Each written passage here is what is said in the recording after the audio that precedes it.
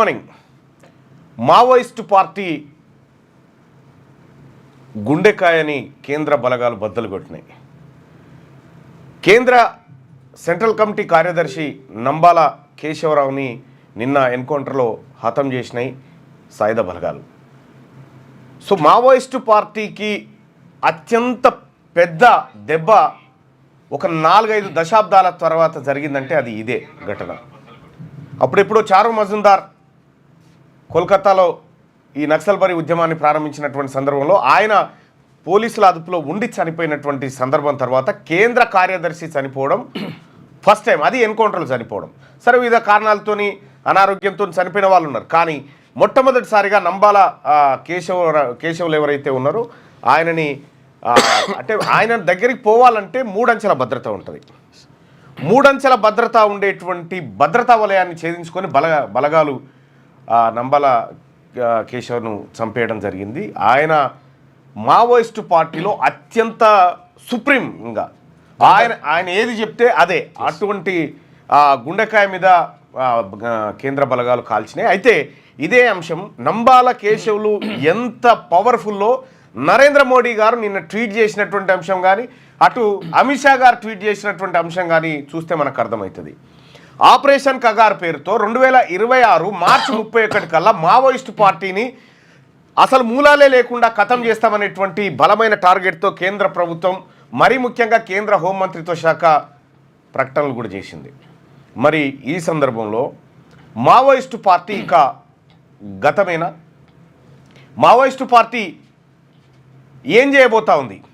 అనేక సార్లు లేఖల రూపంలో చర్చలకు మేము సిద్ధమని చెప్పి ప్రాధేయపడినట్టుగా లేఖలను విడుదల చేసినా కూడా కేంద్ర ప్రభుత్వం ఎక్కడ కూడా చర్చలు అనేటువంటి మాటే తీసుకురాలేదు. మనం ఇక్కడ పాల్గాంలో 27 మందిని కాల్చినటువంటి ఘటనలో మొత్తం దేశమంతా ఒక్కసారిగా ఉలిక్కి పడ్డటువంటి ఘటన. కానీ గడిచిన ఏడాదిలో 530 మంది మావోయిస్టులను కాల్చి చంపినాయి బలగాలు. 530 మందిని ఒక గ్రౌండ్లో నిలబడి కాల్చితే ఎంత పెద్ద సౌండ్, ఎంత పెద్ద ఆందోళన, ఎంత పెద్ద ఒక ప్రశ్నలు కేంద్ర ప్రభుత్వం మీద వచ్చేటి. దశల వారీగా నిన్న ఒక్కరోజే దాదాపు 30 మంది దాకా ఎన్కౌంటర్లో చనిపోయినారు. సో ప్రాణాలు అనుకున్నప్పుడు ఏవైనా ప్రాణాలే. మేము చర్చలకు సిద్ధము అని చెప్పి ప్రకటించిన తర్వాత కూడా కేంద్ర బలగాలు ఈ రీతిన పోతా ఉన్నాయి. సహజంగా వాళ్ళు చెప్పేటువంటి మాట, నిన్న ఛత్తీస్గఢ్ పోలీసులు చెప్తున్నటువంటి మాట ఏంటంటే, వాళ్ళు ఫస్ట్ కాల్పులు ప్రారంభించారు, మేము ఆత్మరక్షణ కోసం కాల్పులు ప్రారంభించాం. రొటీన్ డైలాగ్ ఇది. చర్చలకు, శాంతి చర్చలకు మేము సిద్ధంగా ఉన్నామని ప్రాధేయపడుతూ మీరు ఏది చెప్పినా వింటాము అనేటువంటి పరిస్థితుల్లోకి మావోయిస్టు పార్టీ వచ్చిన తర్వాత మీరు కాల్పులు జరిగే సమయానికి మేము లొంగిపోతామని చెప్పిన వాళ్ళు ఎంతోమంది ఉంటారు. మరి అటువంటి వాళ్ళని సజీవంగా పట్టుకోకుండా సో చంపడం ఒకటే పరిష్కార మార్గంగా కేంద్ర బలగాలు ఎన్నుకున్నారు. పాకిస్తాన్తో చర్చలు జరిపినారు. కాకపోతే పాకిస్తాన్ మన శత్రు దేశమైన పాకిస్తాన్తో చర్చలు, శాంతి ఒప్పందాలు, కాల్పుల విరమణలు ఇవన్నీ జరిగినాయి. కానీ ఈ దేశంలో పుట్టి, ఈ దేశంలో ఉన్నటువంటి పేద ప్రజల కోసం, ఈ దేశంలో ఉన్నటువంటి అణగారిన అడవి బిడ్డల కోసం పోరాడుతున్నటువంటి మావోయిస్టులతో మాత్రం ఎలాంటి చర్చలు లేవు. నిర్దాక్షిణ్యంగా కాల్చివేతలు మాత్రమే. మావోయిస్టు పార్టీ ఇక్కడ ఈ భూమి మీద ఉనికిలో ఉన్నన్ని రోజులు దొరలు, పెత్తందారులు చుచ్చు పోసుకోరు. వాళ్ళ ఉనికి ప్రమాదకరమైనటువంటి పరిస్థితికి వచ్చింది వాళ్ళ. అటువంటి మావోయిస్టు పార్టీ ఇంకా మిగిలింది ఎవరు, ఎందరు? ఇదే మావోయిస్టు పార్టీ పైన సీరియల్ ఎపిసోడ్స్ మీ ముందుకు తీసుకొస్తా ఉన్నాం. అసలు ఈ మావోయిస్టు పార్టీ ఎన్ని రకాలుగా రూపాంతరం చెందుతూ మావోయిస్టు పార్టీ ఏర్పడ్డది. అంతకుముందుకు పీపుల్స్ వార్, కొండపల్లి సీతారామయ్య సారథ్యంలో పీపుల్స్ వార్ గ్రూపు, అంతకంటే ముందున్నటువంటి నక్సల్బరీ మూమెంటు, ఏది పశ్చిమ బెంగాల్లో నక్సల్బరీ విలేజ్ దగ్గర 1967 ప్రాంతంలో. సో ఈ తెలంగాణ రాష్ట్రమే కాదు, దాదాపుగా కేరళ, తమిళనాడు, మహారాష్ట్ర, ఆ తర్వాత ఛత్తీస్గఢ్, ఆంధ్రప్రదేశ్, ఈ ప్రాంతాలన్నింటిలో విస్తరించినట్టు ఒడిశా, బీహార్, పశ్చిమ బెంగాల్, ఈ ప్రాంతాలన్నింటిలో విస్తరించినటువంటి మావోయిస్టు పార్టీని కేవలం 46 జిల్లాలకే దాని యాక్టివిటీస్ పరిమితం చేయగలిగారు. అంటే నిజంగా నరేంద్ర మోడీ గారు కానీ అమిత్ షా గారు కానీ మార్చి 31, 2026 అని డెడ్ లైన్ పెట్టుకున్నారు కదా. ఈ దేశంలో ఉగ్రవాదులను ఏరివేయడానికి మీకు ఏమైనా డెడ్ లైన్ ఉందా చెప్పండిగా. పాకిస్తానీ ఉగ్రవాదులను కానీ బంగ్లాదేశీ ఉగ్రవాదులను కానీ ఏరేయడానికి మీరేమైనా టైం ఉందా మీకు అట్లాంటిది? కానీ ఈ దేశంలో ఉన్న వాళ్ళని మాత్రం చంపడానికి ఒక టైం ఫ్రేమ్ మాత్రం మీరు ఫిక్స్ చేసుకోగలిగారు.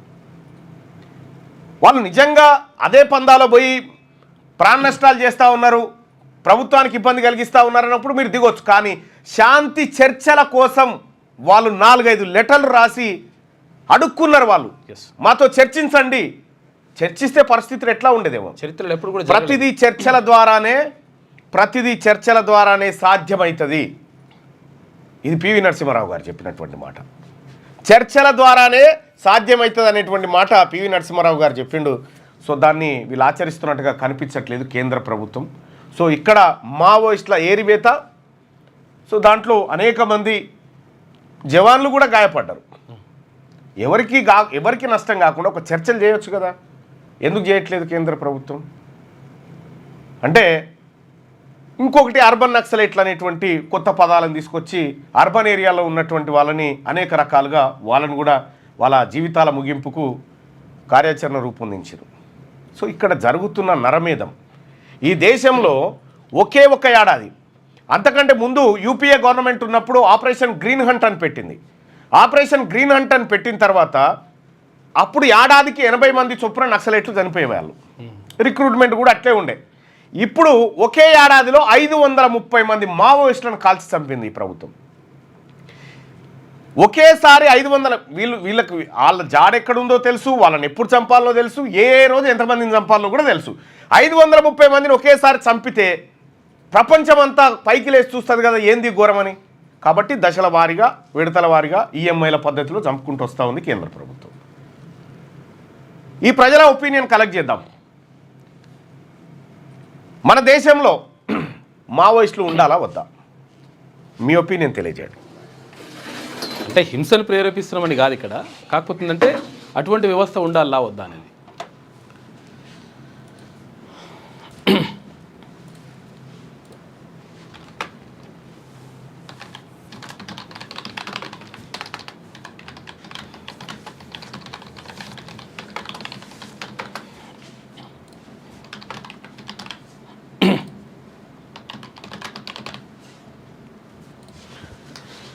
మీ అభిప్రాయాన్ని తెలియజేయండి. మావోయిస్టులు ఉండాలి అని అనుకుంటున్నారా లేదా? ఉండాలి అనుకునే వాళ్ళు ఇక్కడ మీ అభిప్రాయాన్ని, అవసరం లేదనుకునే వాళ్ళు ఇక్కడ మీ అభిప్రాయాన్ని తెలియజేయండి ఓటింగ్ రూపంలో. అయితే సహజంగానే పాలకపక్షం అది కాంగ్రెస్ కానీ ఇంకోటి కానీ వాళ్ళ అధికారంలో ఉన్నప్పుడు మావోయిస్టు పార్టీకి వ్యతిరేకంగానే ఉన్నారు. ఇవాళ మనం మావోయిస్టులకు సంబంధించి చర్చలు జరపాలని చెప్పి మనం ఎంత బతుకున్నా కూడా అంత ఉత్తదే. అధికారంలోకి వీళ్ళు వచ్చినా వాళ్ళు వచ్చినా అంతే. నేను మావోయిస్టులకు క్యూ న్యూస్ తరఫున ఒక ఎమ్మెల్సీగా రిక్వెస్ట్ చేస్తున్నటువంటి మాట, దయచేసి జనజీవన స్రవంతిలో కలవండి. ఓటు ద్వారా మనము అద్భుతమైన పోరాటాలు చేయొచ్చు. ప్రజాస్వామ్యయుతంగా అద్భుతమైన పోరాటాలు చేయొచ్చు. మీ ప్రాణాలు రక్షించబడతాయి.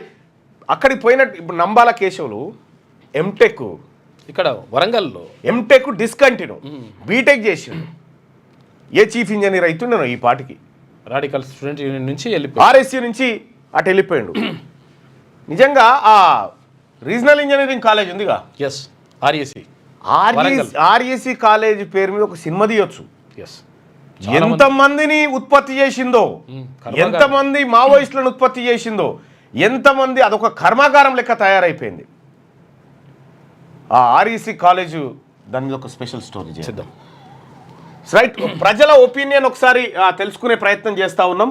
మావోయిస్టులు ఉండాలి అనుకుంటున్నారా లేదా అంటే ఉండాలి అనుకునే వాళ్ళు ఎంతమంది, అవసరం లేదనుకునే వాళ్ళు ఎంతమంది, మీ అభిప్రాయం తెలియజేయండి. మావోయిస్టులు ఎప్పుడు కూడా పేదవాడి జోలికి పోలేదు. ఎవడైతే పేదోని కడుపు కొట్టిండో వాని తెరవే పోయిర్రు అనేది మనం చరిత్రలో చూసుకున్నటువంటి మాట. మరి ఇక్కడ మావోయిస్టులు ఉండడం అంటే హింసను ప్రేరేపించడం కాదు. విషయం ఏంటంటే అటువంటి వ్యవస్థ ఉంటే ఒక రకమైనటువంటి భయం, దాంతో తప్పులు జరగకుండా ఉంటాయి అనేది ఇక్కడ ఉద్దేశం. అదొకటి ఉంటుంది. రెండోది, ఇక భారతీయ జనతా పార్టీ గురించి ఒక ఆయన కామెంట్ పెట్టి, చాలా అద్భుతమైన కామెంట్. అంటే ఎంఐఎం పార్టీ ఎంత అవసరమో బీజేపీకి, పాకిస్తాన్ కూడా అంతే అవసరము. అవి చూపెట్టి ఓట్లు అడుక్కోవడానికి హిందూ పోలరైజేషన్ చేయడానికి అది అవసరం అని చెప్పి ఒక ఆయన కామెంట్ పెట్టిండు, చాలా బాగా రాసిండు. మళ్ళీ మా నాన్న మావోయిస్ట్ ఎన్కౌంటర్లో చనిపోయాడని చెప్పి సంపత్ జాగల చెప్తున్నటువంటి మాట. సో కొంతమంది మావోయిస్టులు అంటే లొంగిపోయినటువంటి మావోయిస్టులను వాళ్ళ పరిస్థితులు వాళ్ళ గత జీవితాన్ని కూడా ఎపిసోడ్లుగా ఒక సీరియల్ ఎపిసోడ్లు, ఎందుకంటే నాకు తెలిసి అమిత్ షా పెట్టుకున్నటువంటి డెడ్ లైన్ ఏదైతే March 31, 2026 ఉందో ఆ లోపే కథమయ్యేటట్టుంది మావోయిస్ట్ పార్టీ. సో చూద్దాం ఏం చేస్తారో. ఒక మావోయిస్టులు ఉండాలని అనుకుంటున్నారా లేదా అంటే ఉండాలి, అవసరం లేదు అనేటువంటి 2 ఆప్షన్స్ పెట్టినాం. దాదాపు ఒక 1000 మంది ఓటింగ్లో పాల్గొన్నారు, 1100 మంది పాల్గొన్నారు ఈ ఓటింగ్లో. వాళ్ళ అభిప్రాయం ఎట్లుంటుందో ఒకసారి చూద్దాం. ఎస్ ఉండాలి అనుకునే వాళ్ళు 82% మంది ఉంటే అవసరం లేదు అని 18% మంది అభిప్రాయాన్ని వ్యక్తం చేస్తూ ఉన్నారు. అంటే మావోయిస్టు పార్టీకి ప్రజల్లో సానుభూతి ఉంది అనేది స్పష్టంగా ఈ ఒపీనియన్ ద్వారా కనిపిస్తూ ఉంది. రైట్, దాదాపుగా అన్ని పత్రికలు కూడా ఇవాళ మావోయిస్టు పార్టీ అంశాన్ని ప్రధాన వార్తగా తీసుకున్నాయి. ముఖ్యంగా ఈనాడు దినపత్రిక కూడా, అంటే ఇతను చాలా ఇంపార్టెంట్ పర్సన్, మావోయిస్టు దళపతి ఎన్కౌంటర్, కేంద్ర కమిటీ ప్రధాన కార్యదర్శి నంబాల కేశవరావు మృతి, అబుజ్బడ్ అడవుల్లో గిరిజన జరిగిన ఎదురుకాల్పుల్లో ఆయన సహా 27 మంది మృత్యువాత, అగ్రనేతలు ఉన్నారన్న సమాచారంతో ఈ నెల 19 నుంచే కూంబింగ్. అతిపెద్ద విజయం అన్న ప్రధాని మోడీ. అతిపెద్ద విజయము పీఓకేని పట్టుకొస్తే చాలా అద్భుతమైనటువంటి విజయం ఉంటుండే ప్రధాని. సేమ్ టైం పహల్గామ్లో ఏప్రిల్ 22న అటాక్ జరిగింది. సేమ్ టైం ఏప్రిల్ 22న కర్రెగుట్టలను చుట్టుముట్టి ఆపరేషన్ కగార్.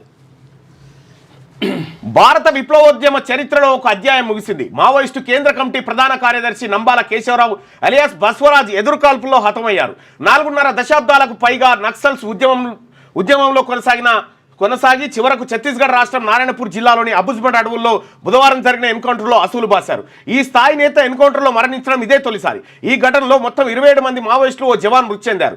మావోయిస్టు పత్రిక ఆవాజ్ ఈ జంగ్ ఎడిటోరియల్ బోర్డు సభ్యుడైన Sajja Venkata Nageswararao alias Naveen, Maoist company కాయ్ 7 కమాండర్ టిప్పు మృతుల్లో ఉన్నట్టుగా ఛత్తీస్గఢ్ పోలీసులు ప్రకటించారు. మిగతా మృతుల వివరాలు వెల్లడి కాలేదు. కేశవరావును అంతమొందించడం మావోయిస్టులపై అతిపెద్ద విజయమని ప్రధాని మోడీ ప్రకటించారు. విశ్వసనీయ సమాచారంతో ఏంటంటే నారాయణపూర్, బిజాపూర్, దంతెవాడ సరిహద్దులోని అబుజ్బడ్ అడవుల్లో మావోయిస్టు కేంద్ర కమిటీ పొలిట్ బ్యూరో అగ్రనేతలతో పాటు Maad division PLGA people's liberation guerrilla ఆర్మీకి చెందిన సీనియర్ క్యాడర్ ఉన్నారని నిఘా వర్గాలకు కీలక సమాచారం అందడంతో గత సోమవారమే ఈ ఆపరేషన్ ప్రారంభమైంది. నారాయణపూర్, దంతెవాడ, బీజాపూర్, కొండగావ్ జిల్లాల నుంచి DRG డిస్ట్రిక్ట్ రిజర్వ్ గార్డ్ బలగాలు ఆ ప్రాంతంలోని అడవుల్ని జల్లెడ పడుతూ ముందుకు సాగాయి.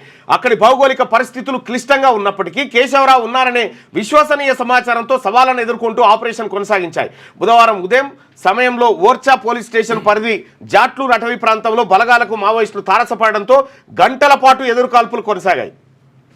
ఎన్కౌంటర్లో ఒక DRG జవాన్ మృతి చెందగా మరికొందరికి గాయాలయ్యాయి. మావోయిస్టుల వైపు నుంచి కాల్పుల శబ్దం ఆగిన తర్వాత ఘటనా స్థలికి వెళ్లి చూడగా 27 మృతదేహాలు లభ్యమైనట్టు ఛత్తీస్గఢ్ పోలీసులు వెల్లడించారు. అంటే ఎంతమంది చనిపోయారో తెలియదు, కాల్పులు ఆగిపోయిన తర్వాత పోయి చూస్తే 27 మంది చనిపోయినట్టుగా దీంట్లో రాసుకొచ్చారు. అయితే 2వ పేజీలో ఈ కంటిన్యూషన్ వార్తని చూస్తే ఆ ప్రాంతంలో AK-47 SLR ఇన్సాసు కార్బన్ ఆయుధాలతో పాటు పేలుడు సామాగ్రిని బలగాలు స్వాధీనం చేసుకున్నాయి. ఎన్కౌంటర్లో మరణించిన జవాన్తో పాటు మావోయిస్టుల మృతదేహాలను నారాయణపూర్ జిల్లా కేంద్రానికి తరలించారు. ఈ ఆపరేషన్ పెద్ద విజయంగా ఛత్తీస్గఢ్ ముఖ్యమంత్రి విష్ణుదేవ్ సాయి, హోంమంత్రి విజయ్ శర్మ అభివర్ణించారు. ఎన్కౌంటర్లో మరికొందరు మావోయిస్టు అగ్రనేతలు గాయపడి ఉంటారని, వారి జాడ కోసం పరిసర ప్రాంత అడవుల్లో కూంబింగ్ కొనసాగుతుందని వెల్లడించారు. ఆపరేషన్ బ్లాక్ ఫారెస్ట్ ముగించిన వెంటనే ఛత్తీస్గఢ్ తెలంగాణ సరిహద్దులోని బీజాపూర్ జిల్లా ఉసూరు పోలీస్ స్టేషన్ పరిధిలోని కర్రెగుట్టల్లో కేంద్ర బలగాలు ఇటీవలే భారీ ఎత్తున ఆపరేషన్ బ్లాక్ ఫారెస్ట్ను చేపట్టిన సంగతి తెలిసిందే. కర్రెగుట్టల్లో మావోయిస్టుల ఆనవాళ్లు లేకుండా చేయాలనే ఉద్దేశంతో ఏప్రిల్ 22న ప్రారంభమైన ఆపరేషన్ 24 రోజుల పాటు కొనసాగింది. ఏప్రిల్ 22న సరిగ్గా అదే పహల్గామ్ దాడి జరిగింది. ఇందులో 31 మంది మావోయిస్టులను భద్రతా బలగాలు హతమార్చాయి, పలు బంకర్లను ధ్వంసం చేశాయి. 54 మంది మావోయిస్టులను అరెస్ట్ చేయగా 24 మంది లొంగిపోయారు. అలా కర్రెగుట్టలో ఆపరేషన్ ముగించిన వెంటనే ఆపరేషన్ కగార్లో భాగంగా భద్రతా బలగాలు ఛత్తీస్గఢ్లోని అబుజ్మడ్తో పాటు ఛత్తీస్గఢ్, మహారాష్ట్ర సరిహద్దులోని నేషనల్ పార్క్ ఏరియాపై దృష్టి సారించాయి. మావోయిస్టు కేంద్ర కమిటీ ప్రధాన కార్యదర్శిగా ఉన్న కేశవరావు మరణించడంతో ప్రస్తుతం ఆ పార్టీ చుక్కాని లేని నావలా మారింది. మన బలగాలను చూసి గర్విస్తున్నా అని చెప్పి ప్రధాని మోడీ నంబాల కేశవరావు సహా 27 మంది దళ సభ్యుల మృతిపై ప్రధాని మోడీ బుధవారం ఎక్స్ వేదికగా స్పందించారు. ఆపరేషన్లో పాల్గొన్న భద్రతా బలగాలను చూసి గర్విస్తున్న మావోయిస్టుల ముప్పును నిర్మూలించి ప్రజలకు శాంతి పురోగతితో కూడిన జీవితాన్ని అందించేందుకు ప్రభుత్వం కట్టుబడి ఉందని పేర్కొన్నారు. నక్సలిజం నిర్మూలనలో మైలురాయి అమిత్ షా. నక్సలిజాన్ని నిర్మూలించే పోరాటంలో ఇది ఒక మైలురాయి విజయం. ఆ ఉద్యమానికి వెన్నుముక అయిన మావోయిస్టు ప్రధాన కార్యదర్శి కేశవరావు సహా 27 మంది మావోయిస్టులను భద్రతా దళాలు మట్టుబెట్టాయి. నక్సలిజంపై భారత్ చేసిన 3 దశాబ్దాల పోరాటంలో ప్రధాన కార్యదర్శి హోదా నాయకుడిని మట్టుబెట్టడం ఇదే మొదటిసారి. వచ్చే ఏడాది మార్చిలోపు నక్సలిజాన్ని నిర్మూలించాలని మోదీ ప్రభుత్వం సంకల్పించిందని కేంద్ర హోంమంత్రి అమిత్ షా ఎక్స్లో పేర్కొన్నారు. ఎన్కౌంటర్పై న్యాయ విచారణ జరిపించాలని సిపిఐ డిమాండ్ చేస్తూ ఉంది. ఇక నంబాల కేశవరావు సహా 27 మంది మావోయిస్టుల ఎన్కౌంటర్పై స్వతంత్ర న్యాయ విచారణ జరిపించాలని సిపిఐ డిమాండ్ చేసింది. సీనియర్ మావోయిస్టు నేతలు పలువురు ఆదివాసీలను హతమార్చడాన్ని తీవ్రంగా ఖండిస్తున్నామని, వారి ఆచూకీ తెలిసినప్పుడు చట్టబద్ధంగా అరెస్టు చేయకుండా హతమార్చడం సరికాదు, ప్రజాస్వామ్య విధానాల పట్ల ప్రభుత్వ నిబద్ధతపై సందేహాలు తలెత్తుతున్నాయని సిపిఐ ప్రధాన కార్యదర్శి డి రాజా ఎక్స్లో పేర్కొన్నారు. ఈ ఎన్కౌంటర్తో పాటు మొత్తం ఆపరేషన్ కగార్పై స్వతంత్ర న్యాయ విచారణకు సిపిఐ డిమాండ్ చేస్తుందని వెల్లడించారు. ఇగో ఆపరేషన్ జరిగినటువంటి ప్రాంతం ఇది, ఇటు మహారాష్ట్ర బార్డర్లో జరిగింది. అయితే ఇక్కడ అమిత్ షా గారికి కేంద్ర ప్రభుత్వానికి ఒక సూటి ప్రశ్న. ఈ అడవుల్లో కాకులు దూరని కారడవిలో శత్రువులు కూడా దూరలేనటువంటి ఒక శత్రు దుర్భేద్యమైనటువంటి వలయంలోకి మన భద్రతా బలగాలు పోయి కేంద్ర కమిటీ జనరల్ సెక్రటరీ ఎవరైతే ఉన్నారో నంబాల కేశవరావు అతని 3 అంచెల భద్రతను ఛేదించి మరి లోపలికి పోయి కాల్చంపారు. కానీ పాల్గాంలో కాల్పులు చేసినటువంటి 4గురిని ఇప్పటిదాకా ఎందుకు పట్టుకోలేకపోయినాయి మన బలగాలు? ఇప్పటిదాకా ఎందుకు దొరకలేదు? వాళ్ళు ఎటు పోయినట్టు? వాళ్ళు ఇటువంటి గుట్టలలోనే ఉన్నారు కదా. ఈ ప్రశ్న ప్రజల నుంచి వస్తూ ఉంది సోషల్ మీడియాలో. ఇక అజ్ఞాతంలోకి వెళ్ళి అడవుల్లో ఒరిగి కేశవరావుది 45 ఏళ్ల సుదీర్ఘ ఉద్యమ ప్రస్థానం. ఆర్ఈసీలో చదువుతూ పీపుల్స్ వార్లో చేరిక, సునిశ్చిత పరిశీలన, దూకుడైన స్వభావం, చేరిన సంస్థకే దళపతిగా ఎదిగిన వైనం. అమరావతి, హైదరాబాద్ అంతా కల్పించారు. ఇక్కడ తుపాకీ కొట్టం ద్వారా సమాజంలో మార్పు తెచ్చేందుకు అడవుల బాట పట్టిన 25 ఏళ్ల యువకుడు సుదీర్ఘ ప్రస్థానంలో తాను చేరిన సంస్థకే దళపతిగా ఎదిగాడు. తన సుదీర్ఘ ఉద్యమ ప్రస్థానంలో ముందుకు సాగుతూ అదే అడవుల్లో నెలకొరిగారు. అతనే మావోయిస్టు అగ్రనేత నంబాల కేశవరావు ఎలియాస్ బస్వరాజ్. ఆంధ్రప్రదేశ్లోని శ్రీకాకుళం జిల్లా కోటబొమ్మాలి మండలం జియ్యన్నపేటలో ఆయన 1955లో జన్మించారు. తండ్రి వాసుదేవరావు ఉపాధ్యాయుడిగా పనిచేశారు. తల్లి లక్ష్మీనారాయణమ్మ గృహిణి. వీళ్ళిద్దరు కన్ను మూసినట్టుగా ప్రధాన కార్యదర్శి హోదాలో హతమైంది కేశవరావు ఒక్కరే. 4.5 దశాబ్దాల విప్లవోద్యమంలో తొలిసారంటూ ఈనాడు ప్రత్యేక కథనాలను 12వ పేజీలో ప్రచురించిందిగా. కగార్లో ఆధునిక యుద్ధ తంత్రం, సైనిక డ్రోన్లు, హెలికాప్టర్లతో మావోయిస్టుల కదలికలపై పటిష్ట నిఘా పెట్టి కాల్చి చంపినట్ట. ఈ కథనాలన్నింటినీ మనం 12వ పేజీలో చూడొచ్చు. ఇంకా మరిన్ని పత్రికలలో ఇదే అంశానికి సంబంధించినటువంటి చాలా మ్యాటర్స్ ఉన్నాయి. వచ్చింది అది రైట్. ఇదే 12వ పేజీకి ఒక్కసారి పోయి చూద్దాం. 12వ పేజీలో ఉన్నటువంటి వార్తల్ని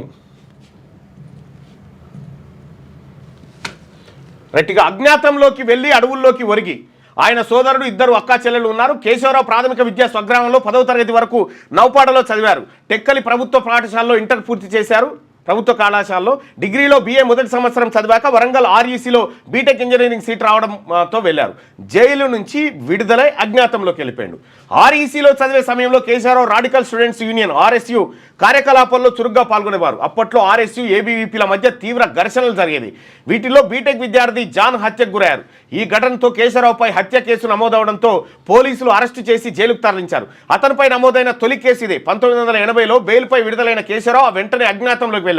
విశాఖ మన్యం ప్రాంతంలో CHU రాజ్ కుమార్ అనే PWG కార్యకర్తతో కలిసి పనిచేశారు. 83-85 మధ్య విశాఖ జిల్లా కమిటీ సభ్యుడిగా ఎంపికైన కేశవరావు ఏడాది తిరగముందుకే జిల్లా కమిటీ కార్యదర్శి స్థాయికి ఎదిగాడు. అప్పటి తూర్పు డివిజన్ అటవీ కమిటీ సభ్యుడిగా పనిచేశారు. మహారాష్ట్ర గడ్చిరోలికి చెందిన LOS కమాండర్ శారదను 1990లో వివాహం చేసుకున్నారు.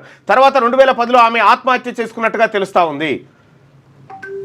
పశువుల కాపర్ రూపంలో తమ్ముడు పెళ్లికి వచ్చిందట. స్వగ్రామంలో కేశవరావు ఇంటికి తాళం వేశారు. కుటుంబ సభ్యులంతా విశాఖ ఇతర ప్రాంతాల్లో స్థిరపడ్డారు. 1980లో అజ్ఞాతంలోకి వెళ్లిన కేశవరావు చాలా కాలం పాటు సొంతూరు వెళ్ళలేదు. 1993 జూన్లో ఆయన సోదరుడి వివాహం జరిగింది. దీనికి కేశవరావు హాజరయ్యే అవకాశం ఉందని భావించిన పోలీసులు గ్రామం చుట్టూ పెద్ద ఎత్తున మోహరించారు. వారి కళ్ళు గప్పి పశువుల కాపర్ రూపంలో ఆయన వివాహానికి వచ్చారు. ఈ విషయం ఆలస్యంగా వెలుగు చూసింది. ఆ తర్వాత ఇప్పటి వరకు జియ్యన్నపేటకు రాలేదు. కుమారుడు ఇంటికి రావడం లేదనే బెంగతో కేశవరావు తండ్రి 97లో మరణించారు. ఎల్టీటీఈ శిక్షణలో వ్యూహాలు ఔపోసన పట్టిందట. కొండపల్లి సీతారామయ్య నేతృత్వంలో 1980లో ఏర్పాటైన సిపిఐ ఎంఎల్ పీపుల్స్ వార్లో కేశవరావు కీలకంగా వ్యవహరించారు. పార్టీలో 1995లో సబ్ కమిటీ ఆఫ్ మిలిటరీ అఫైర్స్కు ఇన్ఛార్జిగా బాధ్యతలు చేపట్టిన కేశవరావు సెంట్రల్ మిలిటరీ కమిషన్ చీఫ్గా ఎదిగారు. అప్పట్లో అంతర్జాతీయ సంస్థలతో సంబంధాలు ఏర్పరచుకోవడం ద్వారా మిలిటరీ యుద్ధ వ్యూహాలు ఆకలింపు చేసుకోవాలని పీపుల్స్ వార్ పొలిట్ బ్యూరో నిర్ణయించింది. ఇందుకోసం అగ్రనేతలు గణపతి, కేశవరావు, కిషన్జీ, సోను దాదా, సంగ్రామ్ తదితరులను ఎంపిక చేశారు. 1987 ప్రాంతంలో శ్రీలంక నుంచి వచ్చిన ఎల్టీటీఈల బృందం బస్తర్ అడవుల్లో వీరికి ఆంబుష్ దాడులు నిర్వహించడం, జిలిటిన్లు ప్రయోగించడంలో శిక్షణ ఇచ్చింది. మిగిలిన వారితో పోలిస్తే ఈ వ్యూహాల్లో కేశవరావు రాటు తేలడంతో మిలిటరీ వ్యవహారాల బాధ్యతలను ఆయనకే అప్పగించారు. జర్మనీ, పెరు, తుర్కీ సహా అనేక దేశాల్లో పర్యటించిన కేశవరావు అక్కడి వామపక్ష తీవ్రవాద గ్రూపుల మిలిటరీ కార్యకలాపాలను అధ్యయనం చేసి వచ్చి భారత్లో అమలు చేశారు. మావోయిస్టు పార్టీకి రెండో ప్రధాన కార్యదర్శి. దక్షిణ భారతంలో పట్టున్న పీపుల్స్ వార్ గ్రూపు ఉత్తరాదిలో కీలకంగా వ్యవహరించిన Maoist communist centre of India మరికొన్ని విప్లవ గ్రూపులు విలీనమై 2004లో సిపిఐ మావోయిస్టుగా అవతరించింది. అంతకుముందు 1993లో పీపుల్స్ వార్ కార్యదర్శిగా కొండపల్లి సీతారామయ్యను తొలగించాక ముప్పాల లక్ష్మణరావు అలియాస్ గణపతి 2004 వరకు కార్యదర్శిగా కొనసాగారు. మావోయిస్టు పార్టీ ఏర్పడ్డాక 2004 నుంచి 18 వరకు తొలి ప్రధాన కార్యదర్శిగా గణపతి వ్యవహరించారు. ఆ సమయంలో సెంట్రల్ మిలిటరీ కమిషన్ చీఫ్ బాధ్యతలను కేశవరావు నిర్వర్తించారు. గెరిల్లా యుద్ధ వ్యూహాలను రచించి అమలు చేయడంతో పాటు ఆయుధాల కొనుగోలు, సరఫరా లాంటి వ్యవహారాలను పర్యవేక్షించేవారు. బాంబుల వినియోగంలో దిట్టగా ఆయనకు పేరుంది. ముఖ్యంగా మావోయిస్టులు ఎక్కువగా వాడే ఐఈడీల వినియోగంలో నేర్పరిగా గుర్తింపు పొందారు. గణపతి వయోభారంతో రాజీనామా చేశాక 2018లో పార్టీ ప్రధాన కార్యదర్శిగా కేశవరావు బాధ్యతలు చేపట్టారు.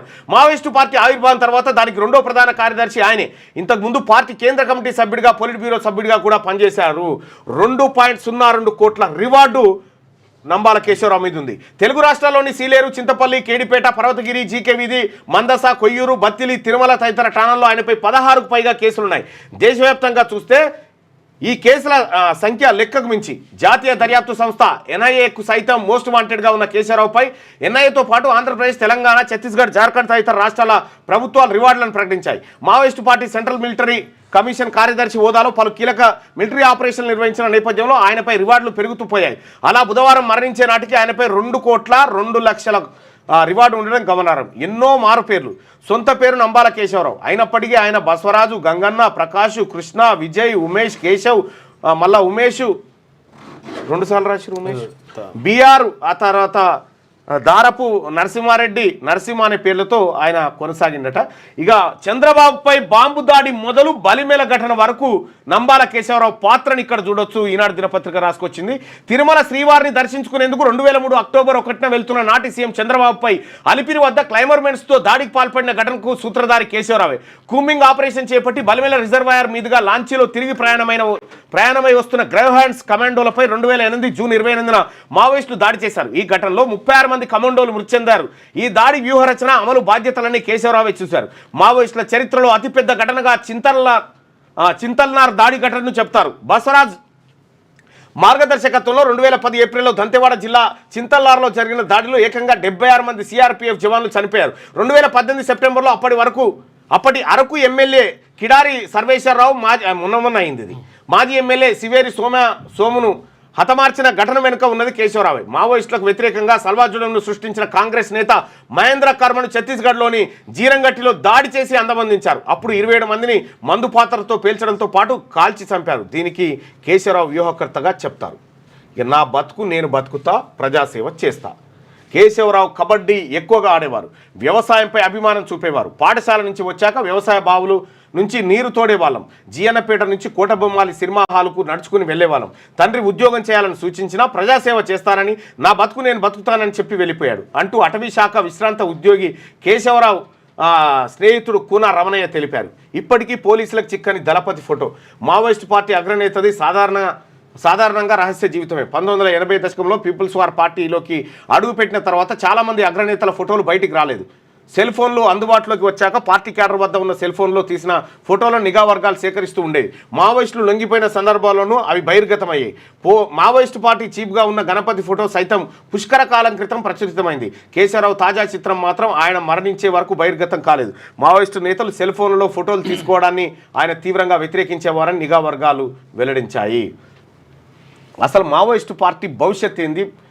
ప్రధాన కార్యదర్శి హోదాలో హతమైంది కేశవరావు ఒక్కరే 4.5 దశాబ్దాల విప్లవోద్యమంలో తొలిసారి జరిగిందని చెప్పి ఒక కథనం ఉంటే మావోయిస్టు పార్టీ భవిష్యత్తు కష్టమే కేశవరావు మృతి కోలుకోలే దెబ్బ ఈనాడు ఈటీవీతో మాజీ డీజీపీ దొర మావోయిస్టు పార్టీ కేంద్ర కమిటీ ప్రధాన కార్యదర్శి నంబాల కేశవరావు మృతి ఆ పార్టీ కోలుకోలేని దెబ్బ అని ఉమ్మడి ఏపీ మాజీ డీజీపీ హెచ్జే దొర అభిప్రాయపడ్డారు నాయకుడు మరణిస్తే క్యాడర్లో నిరాశ ఆవహిస్తుందని ఇప్పటికే జరిగిన ఎన్కౌంటర్లో ఆ పార్టీ ముఖ్య నేతలు మరణించారని ఎంతో మంది దిక్కుతోచక లొంగిపోయారని ఆయన చెప్పినటువంటి మాట ఇక్కడ ఇంకొక ప్రశ్న ఉత్పన్నమైతే ఒకటి ఏంటంటే మనం పాకిస్తాన్లో ఉన్నటువంటి ఉగ్రస్థావరాలను పేల్చే టైంలో మనం వీడియోలు కూడా తీసిరు మనలో ఫోర్సు సో ఇక్కడ ఎన్కౌంటర్ సమయంలో మనం ఏమైనా వీడియోలు తీసినవి ఉన్నాయా ఉంటే పౌర సమాజం ముందు పెట్టడానికి కూడా అక్కడికి వస్తాయి కగార్లో ఆధునిక యుద్ధ తంత్రాన్ని వాడుతూ ఉన్నారట ఇది ఈనాడు దినపత్రిక ఆపరేషన్ కగార్ పైన నిన్న జరిగినటువంటి ఎన్కౌంటర్ పైన రాసుకొచ్చినటువంటి సుదీర్ఘమైనటువంటి కథనాలు ఇవన్నీ రైట్ ప్రజా అభిప్రాయం ఒకసారి చూద్దాం మావోయిస్టులు ఉండాలి అని అనుకుంటున్నారా లేదా అంటే ఉండాలి అనుకునే వాళ్ళు 78% మంది ఉంటే వద్దు అవసరం లేదనుకునే వాళ్ళు 22% మంది తమ అభిప్రాయాన్ని తెలియజేశారు వచ్చిందా భయ్ సభ ఓకే ఏమైంది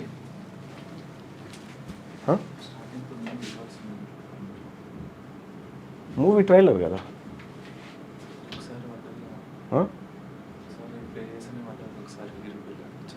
మూవీ ఇది చాలా యూట్యూబ్లలో ఉంది కదా ఇదే ట్రైలర్ ఉంది కదా సేమ్ ఏం తేడా లేకుండా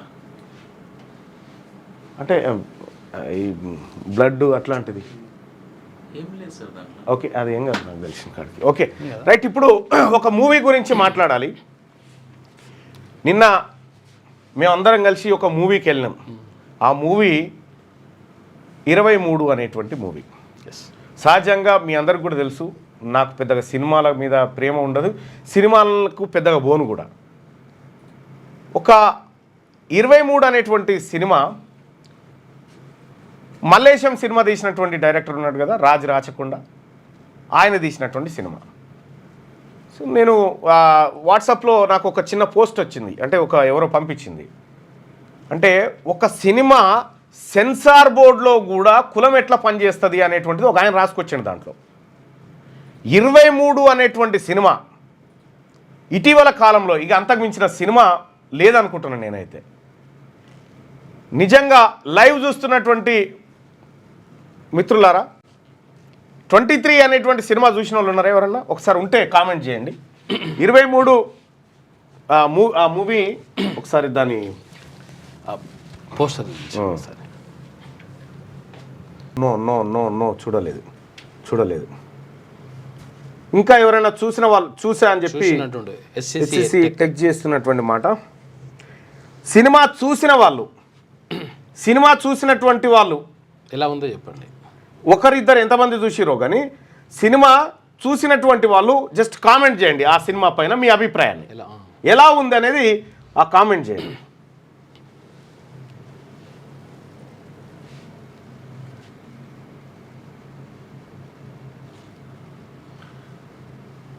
అరవింద్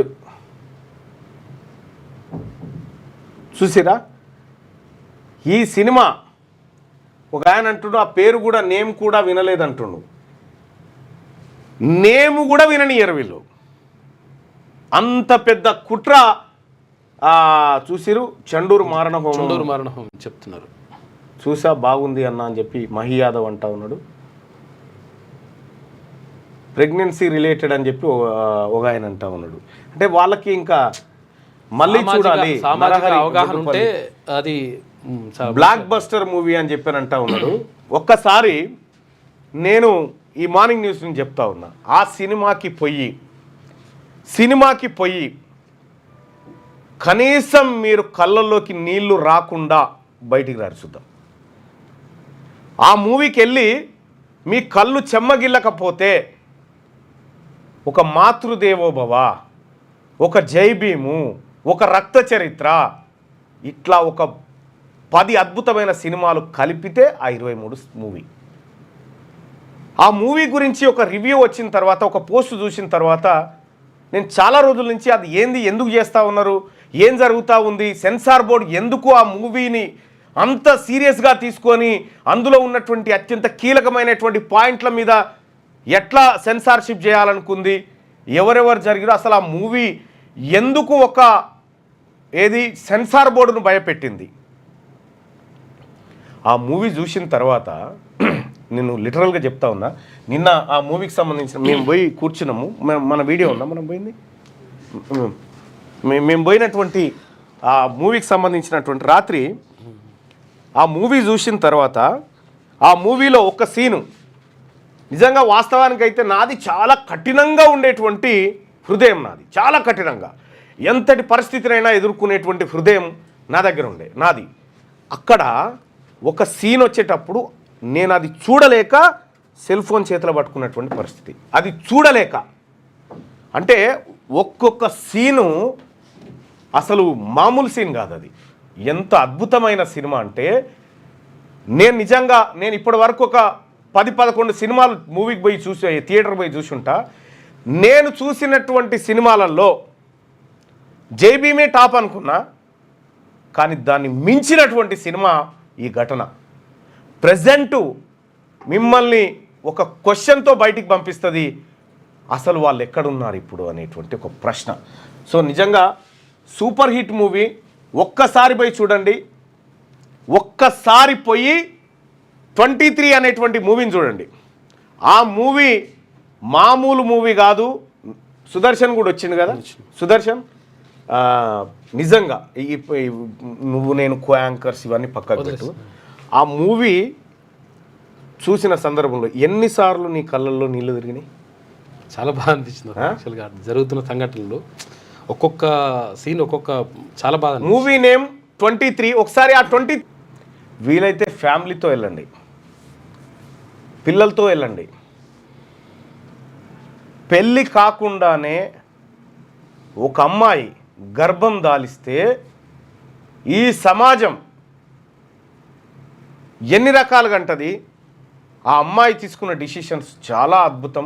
ఈ మూవీ నిజంగా చెప్తున్నా కదా, మన కళ్ళ ముందు జరిగినటువంటి ప్రతి అంశం అది సినిమాలాగా అనిపించదు. అది చూస్తూ ఉంటే అది ఒక సినిమా చూస్తున్న ఫీలింగ్ కాదు, ఏదో ఒక స్టోరీలోకి వెళ్ళిపోయి ఆ రోజు జరిగినటువంటి ఒక గొప్ప అంశాన్ని మన కళ్ళ ముందుకి కట్టగట్టినట్టు తీసుకొచ్చినటువంటి డైరెక్టర్ రాచకొండ.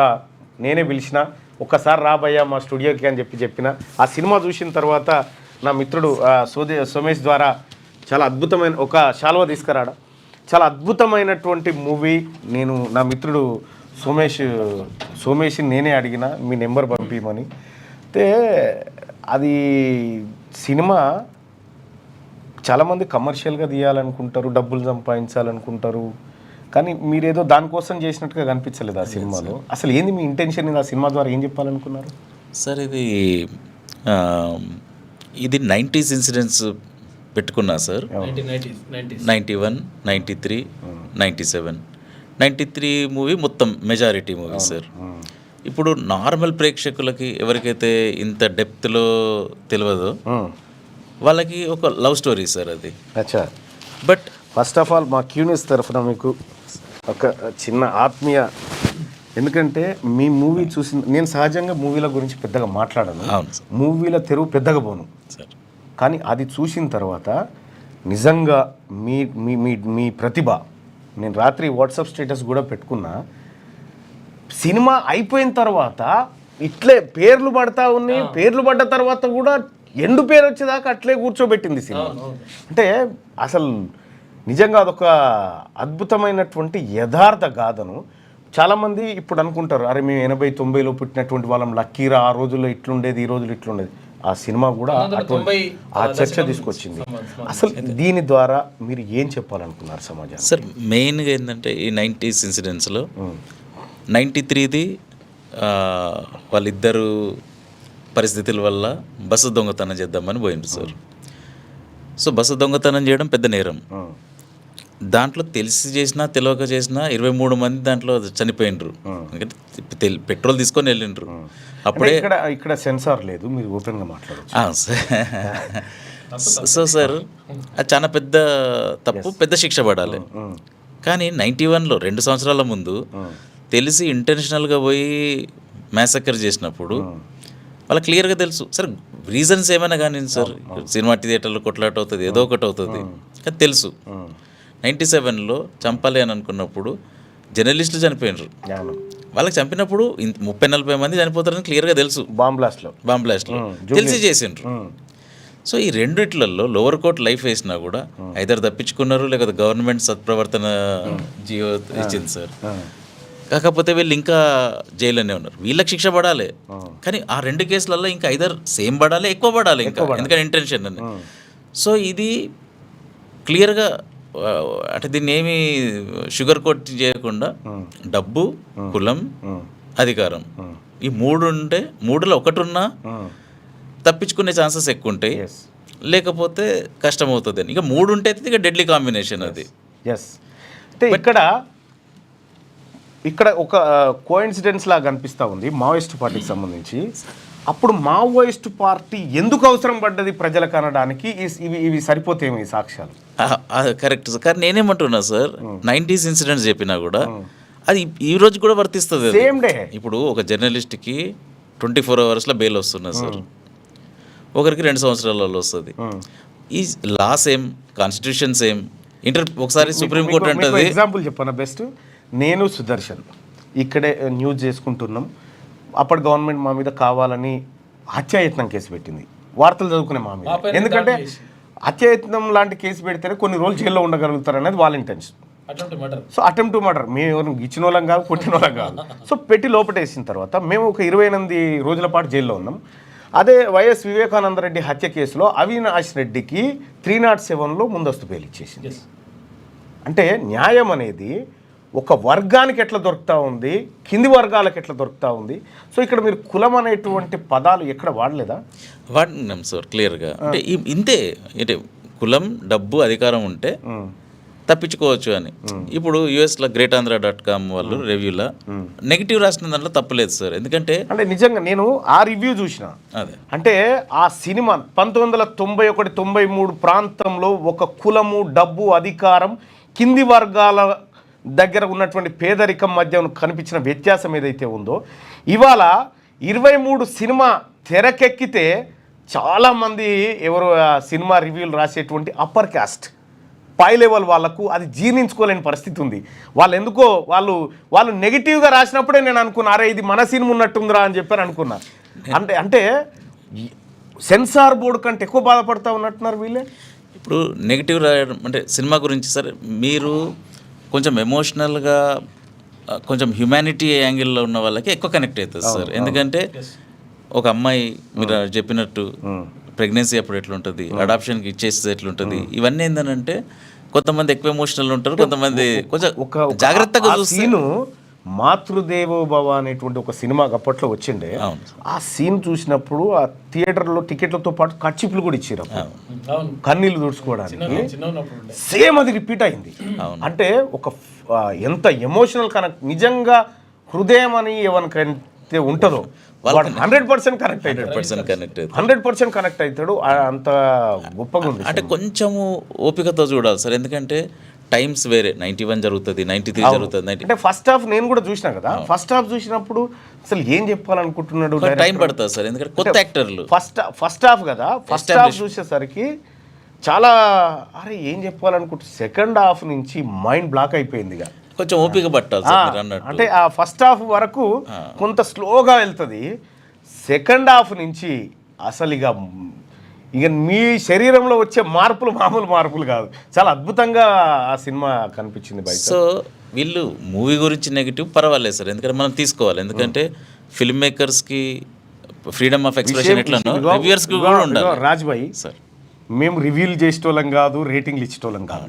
యాజ్ ఏ ప్రేక్షకుడిగా చెప్తా ఉన్నా, నేను కొన్ని లక్షలాది మంది ఫాలోవర్సు నన్ను వింటూ ఉంటారు. నేను వాళ్ళకైతే అబద్ధం చెప్పలేను కదా, ఎందుకంటే ప్రతిరోజు వాళ్ళ ముందు నిలబడేటోని నేను చెప్తా ఉన్నా, గుండె లోతులో చెప్తా ఉన్నా, ఇంతకు మించిన చారిత్రాత్మక సినిమా ఈ ఏడాదిలో రాకపోవచ్చు. ఇంకా అంత అద్భుతమైనటువంటి సినిమా తీసిను. సరే ఇప్పుడు వాళ్ళు ఏమన్నారంటే దాంట్లో ఆ వెబ్సైట్లో ఈ అంటే పెద్ద కులం ఉన్న వాళ్ళు తప్పించుకోవచ్చు, తక్కువతో ఉన్న వాళ్ళు అంటే డబ్బులు ఈ 3 లేకుండా ఉంటే తప్పించుకోరాదు 100% అదే నిజం. అది ఫండమెంటల్లీ ఫ్లాడ్ అని స్టార్ట్ చేశాను నేను. ముందే ట్రైలర్ అప్పుడే రిక్వెస్ట్ చేసిన, ట్రైలర్లన్నీ చెప్పేసినాము. ఇది ఎవరికైతే నచ్చదో ప్లీజ్ చేయకండి అని అన్న. ఎందుకంటే మీకు మైండే ఆల్రెడీ ఫస్ట్ సెంటెన్సే మీరు ఫండమెంటల్లీ ఫ్లాడ్ అని అన్న తర్వాత లోపలికి ఎట్లా వస్తారు? నేను చెప్పింది మొత్తం డేటా చూసి చెప్పిన సార్. నేనేం నాదే సార్. ఇప్పుడు మనం ఇష్టం వచ్చినట్టు మాట్లాడడానికి లేదు కదా. ఇప్పుడు అతను ఫండమెంటల్లీ ఫ్లాడ్ అంటే అట్లీస్ట్ నాకేనా, నేను అతనికి సపరేట్గా ట్విట్టర్లో పెట్టినప్పుడు నాకు డేటాతో చెప్పాలి, కాదు నీ తప్పు డేటా, ఇగో ఇది కరెక్ట్ అని. మైండ్లోకి వెళ్ళి వాళ్ళ ఇమాజినేషన్ పెడితే వాళ్ళు ఆల్రెడీ ఫిక్స్ అయిన. రెండోది ఇంకేమంటారంటే నువ్వు క్యాస్ట్ తీసేసి డబ్బు ఇన్ఫ్లుయెన్స్ అని పెట్టుంటే అది రియలిస్టిక్ ఉంటుండే, అది మోర్ కన్విన్సింగ్ ఉంటుండే. సరే ఇప్పుడు అసలు కొన్ని మార్పులు చేర్పులు ఇండిపెండెన్స్ నుంచి జరిగినట్టు జరిగినాయి సార్. కానీ మొత్తం అసలు ఏమి కుల వివక్ష లేదు, అసలు ఏమి డిస్క్రిమినేషన్ లేదు అని ఆ ఇల్యూజన్ లో ఈ దేశంలో కులగణన ఎందుకు అవసరమో, ఈ రాష్ట్రంలో కులగణన ఎందుకు అవసరమో ఒకసారి సినిమా చూస్తే అర్థమవుతుంది మనకు. సో వాళ్ళు అట్లా వాళ్ళ దగ్గర ఇప్పుడు పవర్ ఉన్నది కాబట్టి ఈ గజ్జి అనేది అమెరికాకి తీసుకుపోయి ఆర్గనైజేషన్లో కులాల బట్టి చేసుకుని ఇప్పుడు ఈ వెబ్సైట్ సార్ మీరు చాట్ జీపీటీలో వెళ్ళి isgreatandracom casteist అని పెట్టండి సార్. అదైతే అబద్ధం చెప్పదు కదా. ఇవన్నీ వీళ్ళు 10 సంవత్సరాలు 20 సంవత్సరాల నుంచి చెప్పి అన్ని తీసుకొచ్చి అది డేటా పెడుతుంది. అప్పర్ కాస్ట్ ఇప్పుడు మనం ఏదో అడవులలోనే జరుగుతుంది యుద్ధాలను కాదు. అప్పర్ కాస్ట్ డామినేషన్ సోషల్ మీడియాలో కూడా ఇన్ఫ్లుయెన్స్ చేస్తూ ఉంది. ఇక్కడ మనం గమనించుకోవాల్సింది ఏంటంటే ప్రజలారా, చూసిన ప్రతిదీ నిజం కాదు. నేను కళ్ళారా చూస్తేనే సగం నమ్ముతా, సగం కళ అనుకుంటా. అటువంటిది నేను సినిమాకు పోయొచ్చేదాకా నేను ఒక్క మాట కూడా దాని గురించి మాట్లాడొద్దని అనుకున్నా. పోయొచ్చిన తర్వాత నిజంగా చెప్తున్నా కదా, మామూలు సినిమా కాదు అది. నేను వాస్తవానికి డైరెక్టర్ గారికి నేను ఫోన్ చేయలే రమ్మని. నేను నా ఫ్రెండ్ ద్వారా ఒకసారి వస్తాడేమో స్టూడియోకి కనుక్కో అని చెప్పి నా ఫ్రెండ్కి చెప్తే నేను ఖచ్చితంగా పంపిస్తాను అని చెప్పి ఆయన చెప్పడం జరిగింది. Wonderful movie. ఒక మూవీ గురించి నా షోలో ఇంత ఎక్కువసేపు మాట్లాడడం ఫస్ట్ టైం. ఎందుకు చెప్తా ఉన్నంటే ఒకసారి ఆ మూవీ నేమ్ కనిపిస్తలేదు అంటే ఒకసారి ఇదే కదా, ఇదే సార్. ఇక్కడ చూడొచ్చు. ఇక్కడ ఒక న్యాయదేవత త్రాసు ఒకటి కనిపిస్తూ ఉందా? ఆ త్రాసు సార్ ఇది సార్. ఇంకా all are equal but some are more equal. అందరూ సమానమే, కొందరు ఎక్కువ సమానం. చాలా బహుశా ఇది కనిపించలేదు అక్కడ పోస్టర్ మీద పెట్టిరు. అచ్చా. కానీ ఒక జై భీము, జనగణమన ఇవన్నీ కలగలిపి ఉన్నాయి సినిమాలు. చాలా అద్భుతమైనటువంటి సినిమా. బైసాబ్ మీద ఏ ఊరు ఇంతకి? నాది ఇప్పుడు ఒరిజినల్గా కరీంనగర్ సార్. మా ఫాదర్ రామగుండంలో ఫెర్టిలైజర్ కార్పొరేషన్ ఆఫ్ ఇండియాలో జాబ్ చేసేది. అచ్చా. సో నేను టౌన్షిప్లోనే పుట్టినా, అక్కడే పెరిగిన. తర్వాత మొత్తం యూనివర్సిటీ ఇంకా ఇది. సార్ నేనేమంటున్నా సార్, నా ఇంకొకటి ఏముండే అంటే దీంట్లో మనము కొంచెము డిఫరెంట్ పార్టీస్ ఉండొచ్చు, డిఫరెంట్ ఐడియాలజీస్ ఉండొచ్చు, ఏముండొచ్చు. బట్ కాన్స్టిట్యూషనల్లో కొన్ని ఏమున్నాయి అంటే sir, freedom of expression, equality ఇట్లాంటివి ఉన్నాయో అది మన పడని వాళ్ళ కోసం కూడా మనం పోరాడాలి. అంటే ఫర్ ఎగ్జాంపుల్ నాకు మీ దాంతో మీది ఒప్పుకొని అనుకుందాం, బట్ మీ ఫండమెంటల్ రైట్స్ ఎవరైనా ఏదైనప్పుడు నేను మీకోసం కొట్లాడాలి. మీరు నాకు నచ్చదు అనుకుందాం, మీరు నాకు ఎనిమి. బట్ అయినా కూడా మీ ఫండమెంటల్ రైట్స్ ఉన్నప్పుడు నేను మీకోసం కొట్లాడాలి. ఎందుకంటే రేపు పొద్దున నాకు ఆ ప్రాబ్లం అవుతుంది. నా దాకా వస్తుంది. అప్పుడు మీరు నాకు అగెయిన్స్ట్ ఉన్నా కూడా మీరు నాకు అంటారు. ఎందుకంటే మా కొట్లాటలు వేరు, ఫండమెంటల్ రైట్స్ వేరే అనేది. నేను ఈ సినిమా ఈ greatandracom వాళ్ళు చేసినటువంటి కుట్ర ఇదంతా చూసిన తర్వాత అమ్మ ఇట్లా ఉంటాయా అనుకున్నా. నాకు ప్రాబ్లం ఏంటంటే సార్, వీళ్ళు కులాలు తీసుకుపోవడం కాకుండా అక్కడికి దాన్ని పెంచి పోషించి కంప్లీట్ కులాల కోసమే ఆర్గనైజేషన్లు పెట్టుకొని, వెబ్సైట్లు పెట్టుకొని వాళ్ళకి పవర్ చేసుకుంటా. ఇక్కడ నువ్వు క్యాస్ట్ అనేది పెట్టకుండా నువ్వు చేసేది అదే. కానీ యువతలోడు చేస్తే మాత్రం అట్లా అంటారా? అట్లుంటుంది. క్యాస్ట్ ఎక్కడి, కులాలు ఎక్కడి, ఇవన్నీ మాట్లాడరు. వాళ్ళు చేసేది అంతా అదే. అందుకోసమే ఒకసారి నేను ప్రేక్షకులకు చెప్తా ఉన్నా, వీలైతే ఈరోజు ఆ మూవీ చూసిరండి, రేపు కామెంట్లలో మాట్లాడుకుందాం మనం దాని గురించి. ఏది 23 సినిమా టైటిలే 23 అని ఉంటుంది, ఇట్లా 2-3 అని ఉంటుంది. యాక్చువల్గా నేనేమనుకున్నా నేనేమనుకున్నా తెలుసా, యాక్చువల్గా 23 అని చూసిన తర్వాత ABCDEF ఇట్లా ఉంటాయి కదా, ఇందులో ఇది 1, ఇది 2, ఇది 3, ఇది అనుకున్నా నేను ఇది అనుకున్నా. కానీ ఇది అదిగా అందరిది, ఇది అందరిలాగా కనిపించింది. ఇది అంటే హ్యూమానిటీ, హ్యూమన్ వాల్యూస్ ఆలోచించే వాళ్ళందరికీ అసలు మామూలుగా లేదు బాయ్ సాబ్ సినిమా. నిజంగా వీలైతే నేను రికమెండ్ చేస్తా ఉన్నా బాయ్. నేను నాకు రేటింగ్లు ఇచ్చేవి తెలియదు కానీ ఒకసారి చూసిరారి, మీలో ఎక్కడన్నా ఆ హృదయంలో కదలిక ఆగిపోయి ఉంటే స్టార్ట్ అవుతుంది మళ్ళీ. కొంచెం ఒక రిక్వెస్ట్ ఏంటంటే కొంచెం సీరియస్ సబ్జెక్ట్, కొత్త యాక్టర్లు ఇట్లా కాబట్టి కొత్త యాక్టర్స్ ఫస్ట్ హాఫ్ కొంచెం ఓపిక పట్టాల్సి వస్తుంది సార్, కొంచెం అర్థం చేసుకోవడానికి చాలా ఓపిక పట్టాలి. కొంచెం ఫస్ట్ హాఫ్ వరకు మనకి అసలు ఒక 2-3 ఇన్సిడెంట్స్లు వస్తాయి, అంటే ఆ చరిత్రను చెప్తా ఉన్నాం.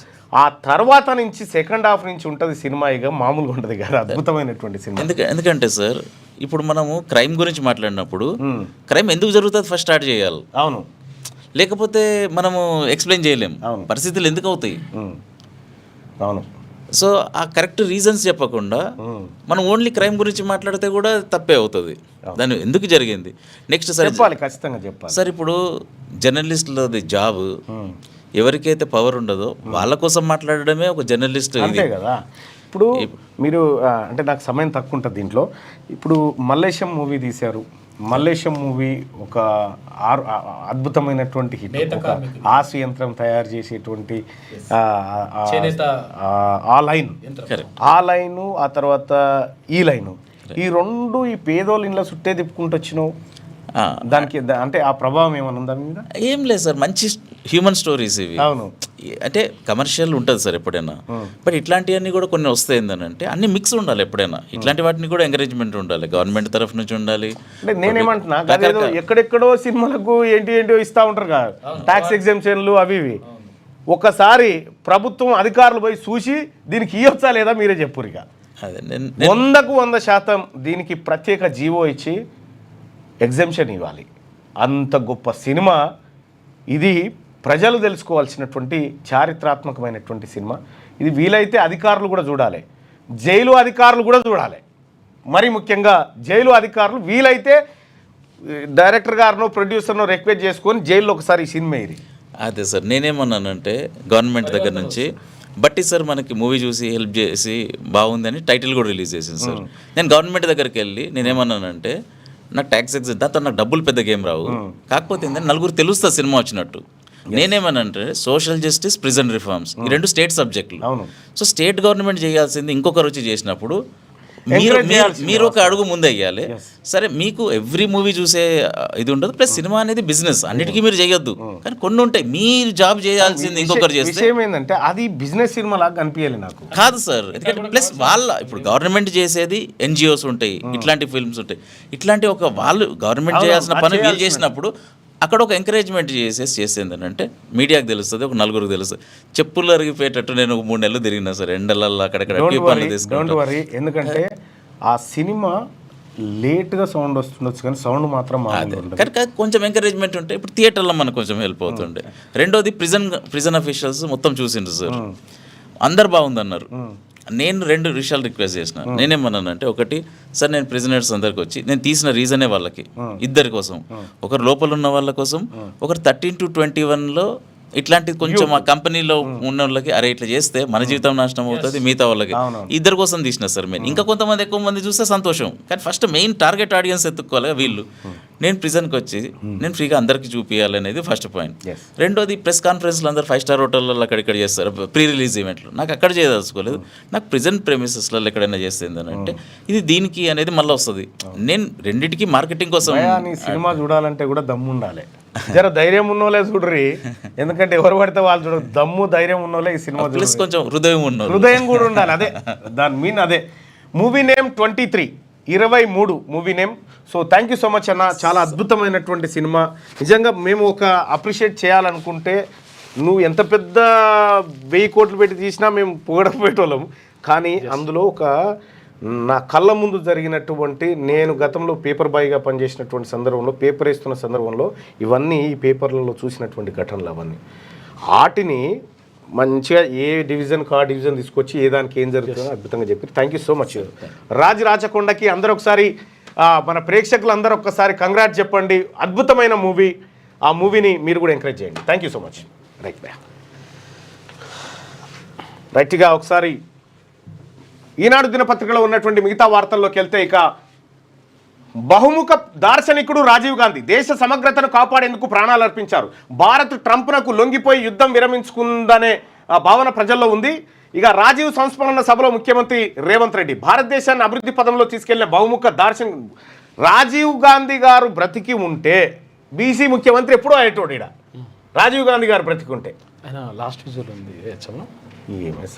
24న నీతి ఆయోగ్ సమావేశానికి ముఖ్యమంత్రి రేవంత్ రెడ్డి వెళ్ళబోతా ఉన్నాడు. ఇక ఆమె ఆవేదనకు అంతర్జాతీయ కీర్తి బూకర్ పురస్కారాన్ని అందుకున్న కన్నడ రచయిత్రి భాను ముస్తాక్ దక్షిణ భారతదేశ బాలికలు మహిళల ఆవేదన పోరాటాలను ప్రతిభావంతంగా వివరించిన కథల సంకలనం హాట్ ల్యాంపట ఆంగ్ల అనువాదంకు ప్రతిష్టాత్మకమైన బూకర్ పురస్కారం వరించింది.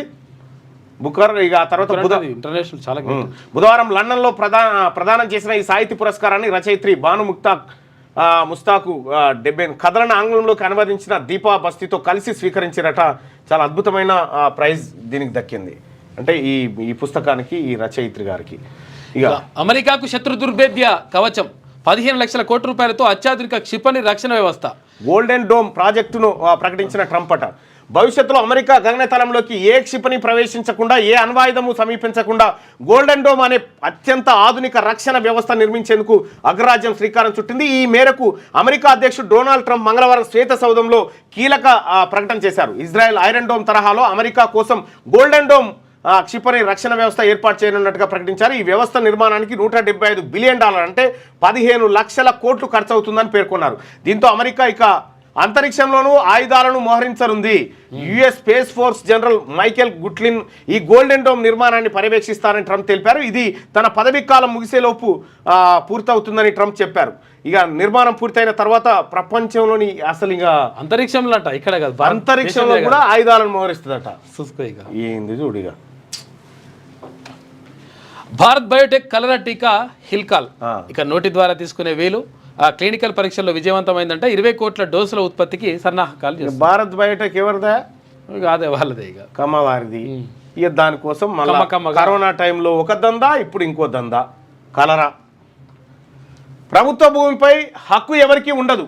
నేను హెటిరో కంపెనీలో జరిగినటువంటి మోసాన్ని లెటర్ రూపంలో పెడితే ఇప్పటిదాకా ఇయ్యలే.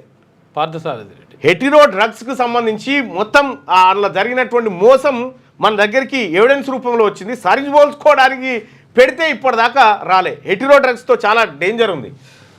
2000 కోట్ల ఆస్తులు అక్రమంగా స్వాధీనం కుట్రదారులు సోనియా రాహుల్ తదితరులు. నేషనల్ హెరాల్డ్ కేసులో ఈడీ సంచలన ఆరోపణలు చేసింది.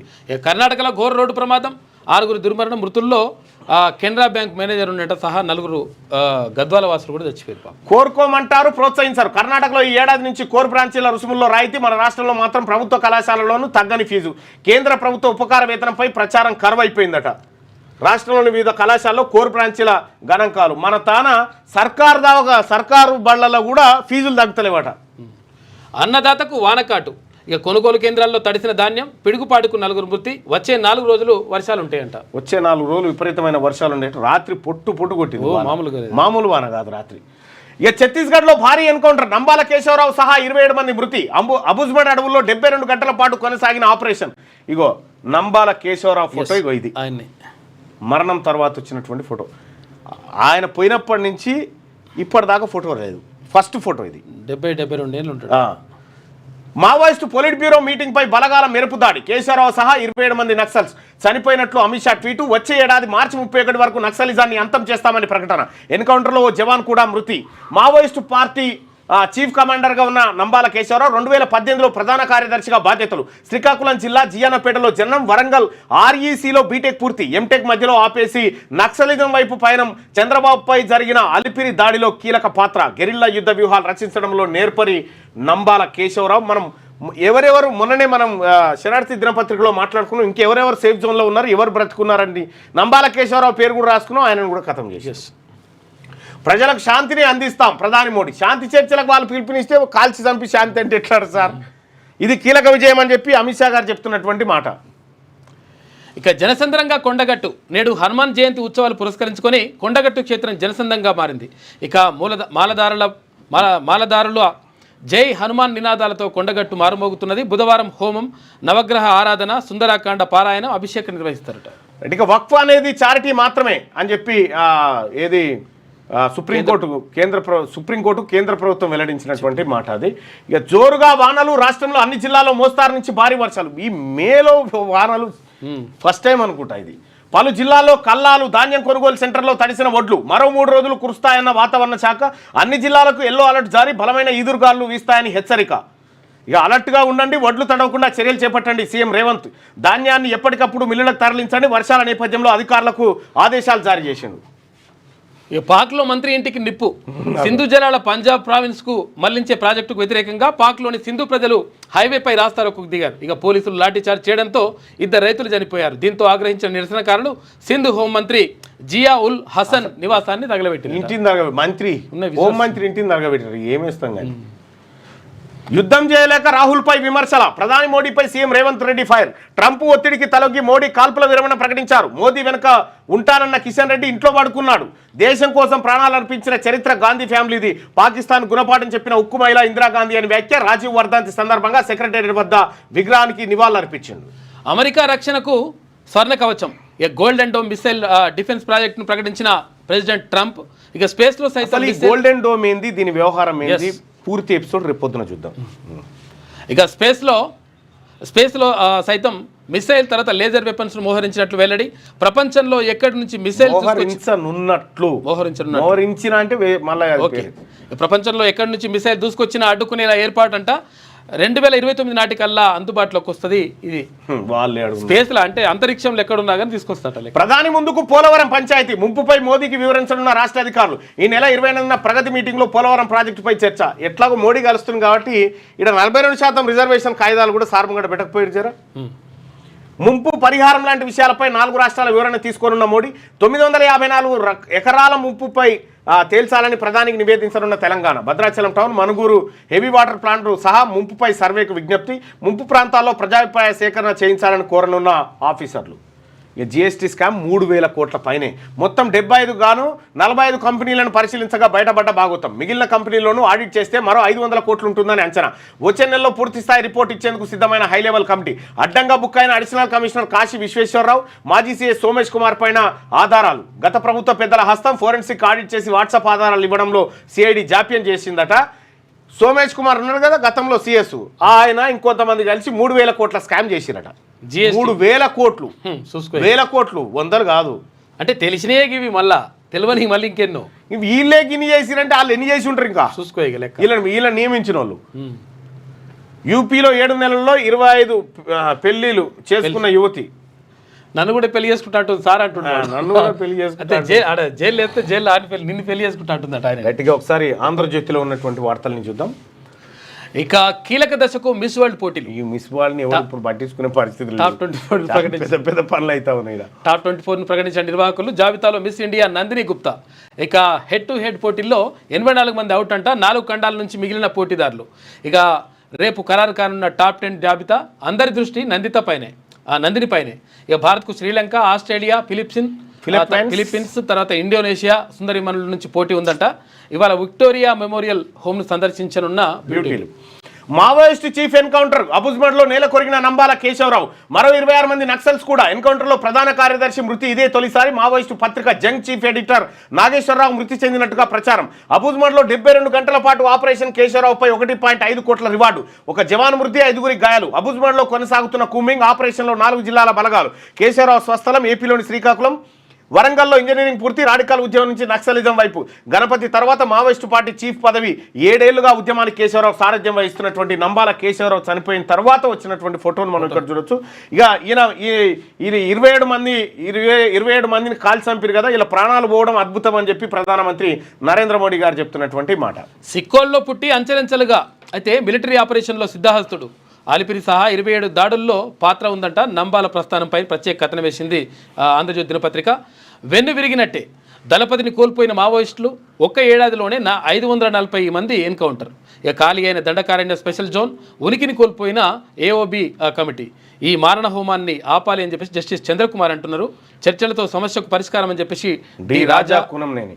నక్సలిజం నిర్మూలనలో మైలురాయి అని చెప్పి అమిత్ షా అన్న మాటల్ని చూడొచ్చు. ఇక ఇది ఇట్లా ఉంటే రోడ్డు ప్రమాదంలో కుటుంబం బలి, డివైడర్ను దాటి బస్సును ఢీకొన్న కారు, వెనక నుంచి బస్సును ఢీకొట్టిన కంటైనర్, కారులోని దంపతులు 2 పిల్లల మృతి, కారు డ్రైవర్ బస్సు డ్రైవర్ కూడా దుర్మరణం. కర్ణాటకలోని విజయపుర జిల్లాలో దారుణం, బాధిత కుటుంబానిది గద్వాల జిల్లా కేంద్రమట. అయ్యో పాపం. మరో 4 రోజులు వానలు, నేడు 8 జిల్లాలకు ఎల్లో అలర్టు, అరేబియా సముద్రంలో అల్పపీడనం వాయుగుండంగా మారే అవకాశం. హైదరాబాద్ వాతావరణ కేంద్రం వెల్లడి, వర్షాలపై ప్రభుత్వ యంత్రాంగం అప్రమత్తంగా ఉండాలి. సీఎం రేవంత్. బుధవారం విస్తారంగా వానలు, పిడుగుపాటుకు 4 బలైపోయారు. వానలు అడ్డగోలుగా పడతా ఉన్నట్ట, అప్రమత్తంగా జాగ్రత్తగా ఉండండి. ట్రంప్ ఒత్తిడికి లొంగిపోయిన కేంద్రం పాక్ గుణపాఠం చెప్పకుండా వెనకడిగేసింది. అమెరికా పెత్తనాన్ని నాడే ఇంద్ర తిరస్కరించారు. కేంద్ర బలగాలకు మేము అండగా నిలబడితే కిషన్ రెడ్డి దుప్పటి కప్పుకొని పడుకున్నారు. తప్పు కప్పిపుచ్చుకునేందుకే రాహుల్పై విమర్శలు. దేశానికి వన్నె తెచ్చిన నేత రాజీవ్ వర్ధంతి కార్యక్రమంలో సీఎం రేవంత్ రెడ్డి. ఆర్థిక వృద్ధికి మేధోమదనం. నిజంగా ఇవాళ సెల్ ఫోన్లు వాడుతున్నామంటే అది ఇక్కడ మన దేశం, అంతకంటే వేరే దేశాలు వచ్చినాయి కానీ రాజీవ్ గాంధీ. ఆర్థిక వృద్ధికి మేధోమదనం. మేధావులు నిపుణులతో త్వరలో తెలంగాణ రైజింగ్ విజన్ బోర్డు రాష్ట్ర అభివృద్ధి ఆర్థిక వృద్ధికి ప్రణాళికలు రూపొందించనున్న బోర్డు 24న నీతి ఆయోగ్ భేటీలో బోర్డు గురించి ప్రస్తావించనున్న సీఎం. ఇక సీఎం గారు ఎట్లాగో మరి ప్రధానమంత్రిని కలుస్తారు కదా, మా కాయిదాలు ఉన్నాయి కదా 42% రిజర్వేషన్ కాయిదాలు, వీటిని కూడా ఇస్తారా మళ్ళీ ఇవి అప్పడమందమేనా చూసుకొని మరిగా అంత కమిటీ పోయి ఇస్తారు. కన్నడ రచయిత్రికి ఇంటర్నేషనల్ బుకర్ హాట్ ల్యాంప్ కథలకు ప్రతిష్టాత్మక పురస్కారాన్ని గెలుచుకున్న బాను ముస్తాక్.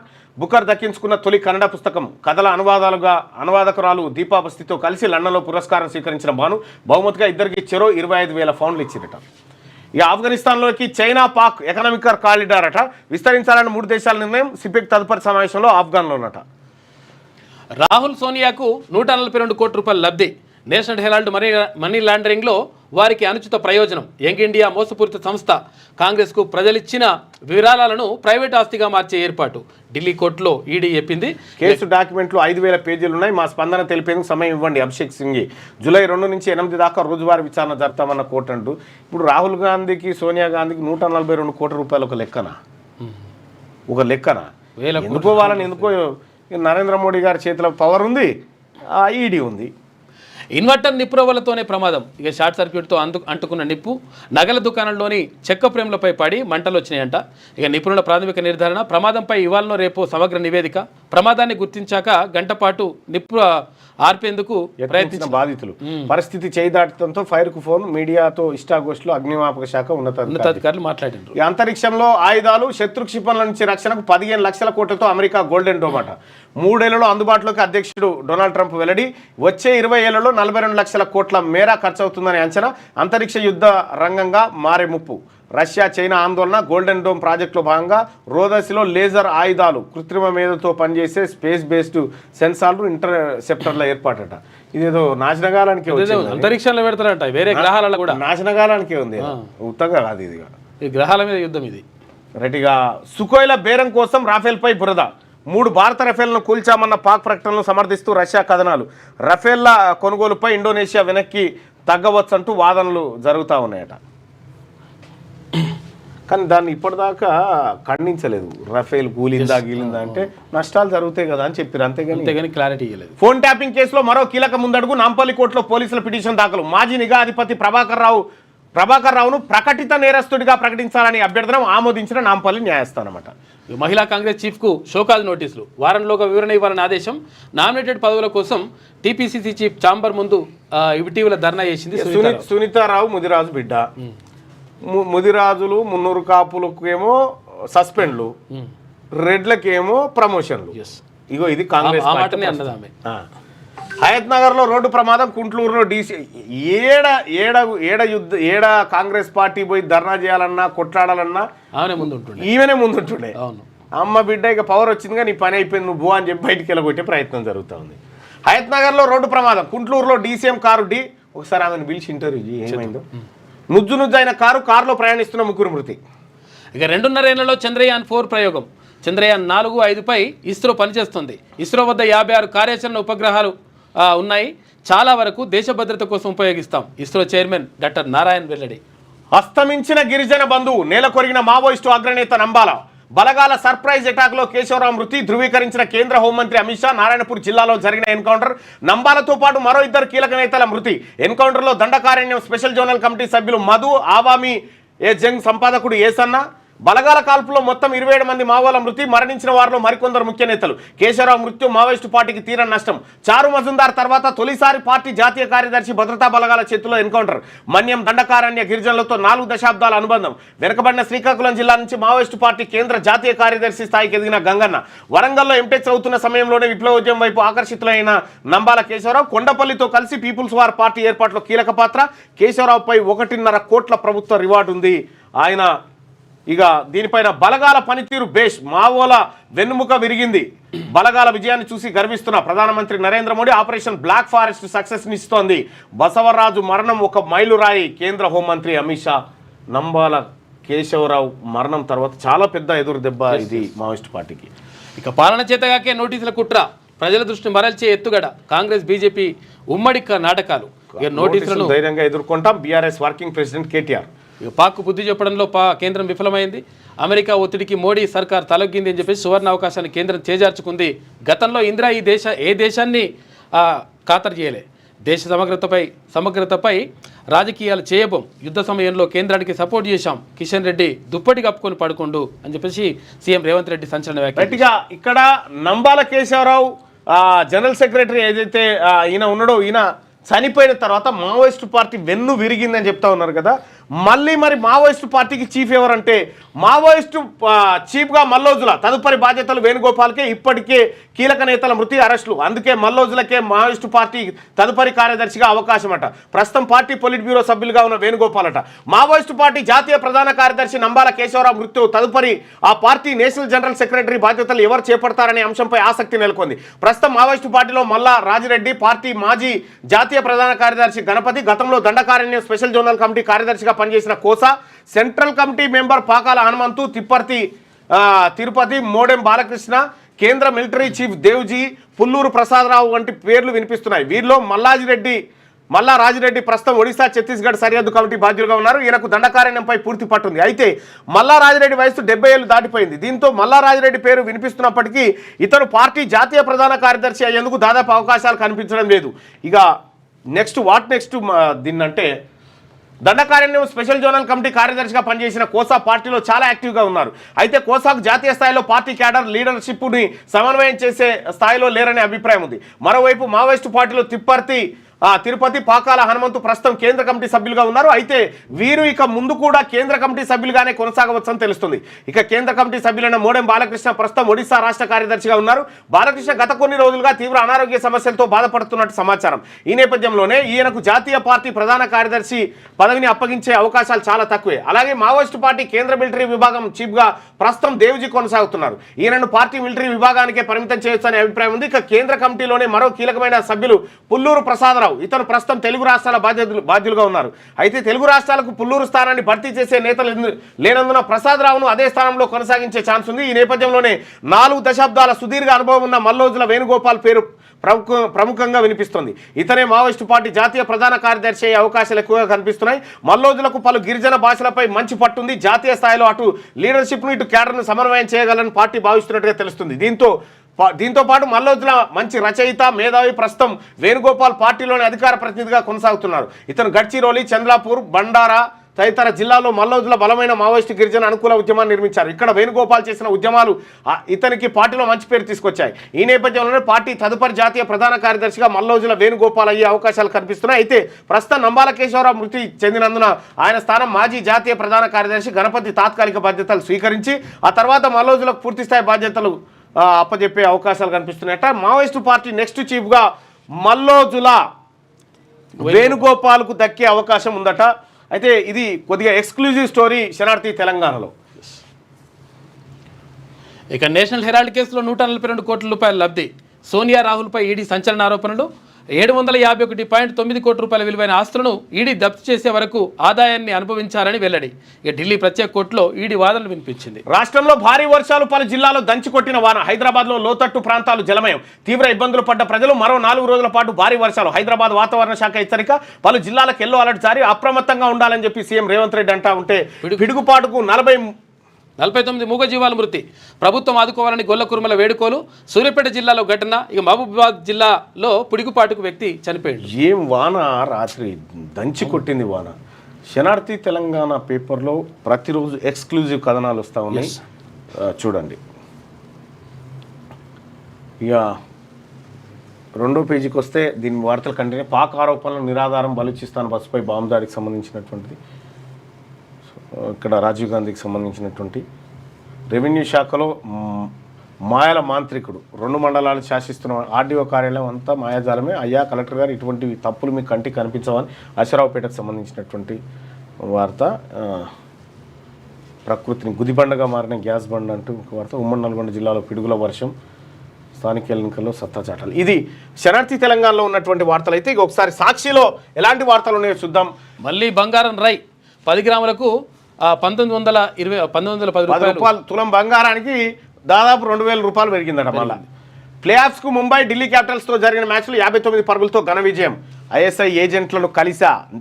పాక్ నిఘా అధికారులతో తనకు పరిచయం ఉందని, పాకిస్తాన్లో వాళ్ళను కలిశానని యూట్యూబర్ జ్యోతి మల్హోత్రా చెప్పుకొచ్చింది. ఒప్పుకుంటున్నారు. కన్ఫెషన్ అంట.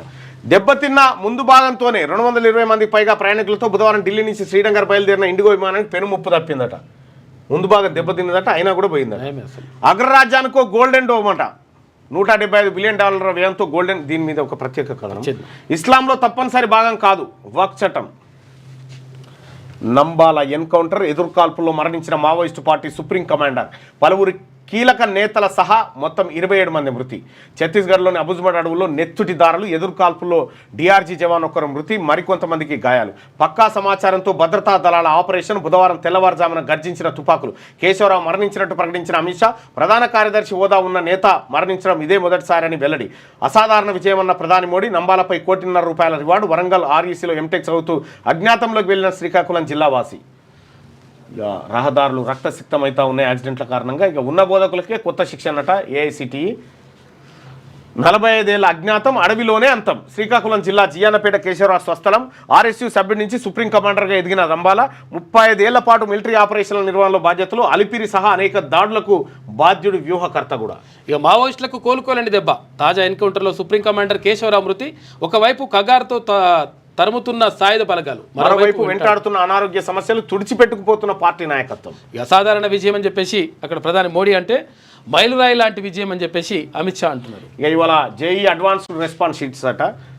అందాల భామలకు అగ్ని పరీక్ష. కీలక అంకంలోకి మిస్ వరల్డ్ పోటీలు. Head to head challenge. 24 మంది ఎంపిక కాని మిగతా వారికి ఇతర రౌండ్లో అవకాశం. ఖండానికి 10 మంది చొప్పున మొత్తం 40 మంది ఎంపిక చేశారట. ఇక సీఎం రేవంత్ రెడ్డిది పర్సంటేజ్ పాలన అని చెప్పి కేటీఆర్ అంటా ఉంటే, పాక్కు బుద్ధి చెప్పడంలో ప్రధాని వెనుకడుగు వేసిందని చెప్పి Revanth Reddy. Dance baby dance. పార్కిన్సన్లో ఏ కదలిక లయబద్ధంగా ఉండదు. డ్యాన్స్లో లయబద్ధంగా లేని ఒక్క కదలిక ఉండదు. కానీ ఐఏడిఎంటీ పార్కిన్సన్ వ్యాధిగ్రస్తుల్ని శక్తివంతం చేయడానికి భారతీయ నృత్య రీతుల్ని, అంటే డ్యాన్స్ కూడా ఒక చికిత్స అన్నట్టునే. ఇక స్త్రీ హృదయ దీపానికి మరింత కాంతి. మైనార్టీ సమాజంలోని స్త్రీల జీవితాన్ని, సంఘర్షణను కథగా రాసిన కన్నడ రచయిత్రి. ₹142 కోట్ల ఆస్తులు కాజేశారు. సోనియా రాహుల్ మనీ లాండరింగ్ పాల్పడ్డారని చెప్పి నేషనల్ హెరాల్డ్ కేసులో ఈడీ ఛార్జ్షీట్ వేసింది. నోటికాడి పువ్వు నీటిపాలు. రాష్ట్ర వ్యాప్తంగా అన్ని జిల్లాల్లో కురిసిన వర్షం, కొనుగోలు కేంద్రాల్లో తడిచిన ధాన్యం రాసులు. ఇక 3 రోజుల వానలు, తేలికపాటి నుంచి మోస్తారు వర్షాలు. నేటి ఉదయం అరేబియా సముద్రంలో అల్పపీడనం 36 గంటల్లో వాయుగుండంగా మారే అవకాశం. రాష్ట్రానికి ఎల్లో అలర్ట్ జారీ అయిందట. ఇక పాక్ సైన్యాధికారికి పదోన్నతి ఇస్తే ఒకసారి భారత్ కూడా కృతజ్ఞతలు చెప్పుకుంటారట సార్ ఓడించినందుకు అని చెప్పి. అట్లా అయినందుకు ఇచ్చిరట. శంకర్ కార్టూన్ మామూలుగా ఉంటుంది. ఇక నమస్తే తెలంగాణ చూస్తే కాళేశ్వరం, ఈ ఊరంతా ఉంటే ఊసుగాన్లోని కోటి అన్నట్టు ఈడనే మావోయిస్టు పార్టీ అన్ని పత్రికలలో ఉంటే ఇక తెచ్చి గీడేసారు. ప్రధాన వార్త కాళేశ్వరం ప్రపంచంలోనే ప్రతిష్టాత్మకం. ఇక ఏ పార్టీ ప్రతిష్టాత్మకమో ఆయన నోట్లోనే చూద్దాం. ఆయనే చెప్తాడు ఇప్పుడు ఏ పార్టీ ప్రతిష్టాత్మకం ఇవనేది.